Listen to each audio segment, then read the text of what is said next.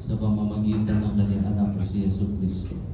Kaya ito'y dinadala natin. Because of this transformation, we have the sense of joyful hope as Christians. And alam niyo ba ano talaga yung pag-asa? Ang nagbibigay kasi ng God is change. Kung alam natin na may pagbabago, we hope. Meron tayong pag-asa because we know that everything will pass away. Lahat ng paghihirap, lahat ng mga pagkikitian, ay lilipas din. Eventually, God will reign and babaguhin niya ang lahat ng mga bagay sa pamamagitan ni Kristo. Sa pamamagitan ni Kristo, may pag-asa. What is that hope?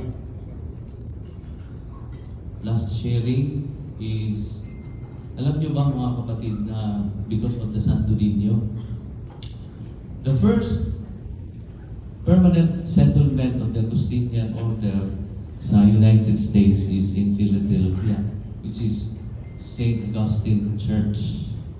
In 1998, dahil pakunti na ng pakunti ang mga Augustinians, they plan to close the church. Kasi wala na nga nagsisimba. December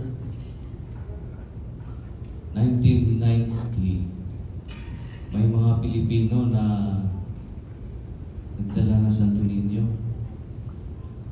Nagpaalam sila sa parish priest, which is America, Father Flint. I think, Father Flint, yeah. Nagpaalam sila kung pwede bang i-intro ng Santo Niño sa church. They were welcomed by the parish priest, Agustinian.